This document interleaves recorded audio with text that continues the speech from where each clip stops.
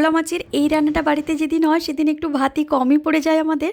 আমরা তো চুনো মাছ বলে অনেক সময় হেলাফেলা করে ফেলি, কিন্তু বিশ্বাস করো চুনো মাছের এই রান্নাটা এত দারুণ হয়। আমি জানি তোমরা এমনভাবে খেতে অনেকেই পছন্দ করো, আর যারা খেতে পছন্দ করো তারা তো এখনও পর্যন্ত স্কিপই করছো না।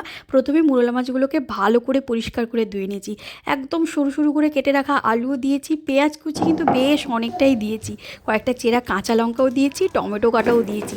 এখানে একটা দারুণ মশলা বানিয়ে নিচ্ছি, বিশ্বাস করো এই মশলার টেস্ট একদম দারুণ হয়। জিরে, সর্ষে, শুকনো লঙ্কা, আদা শিলে ভালো করে বেটে নিয়েছি। ওই বাটা মশলা বেশ অনেকটা সর্ষের তেল, লবণ আর হলুদ মাখিয়ে নেব। কড়াইটা গরম করে সামান্য তেল দিয়ে একটু নাড়িয়ে নেব, ব্যাস ঢাকা দিয়ে লো ফ্লেমে একদম রেখে দেবো। তো সুন্দর রেডি হয়ে যাবে গরম গরম ভাতের সাথে এই মোরলা মাছটা। এক প্লেট ভাত কখন শেষ করে ফেলবে, বিশ্বাস করো দারুণ খেতে হয়, একদম গ্যারেন্টি দিয়ে বলছি। যদি এখনও না বানিয়েছো তাড়াতাড়ি বানাও, আর ভালো লাগলে কিন্তু অবশ্যই সাবস্ক্রাইব করে রেখো।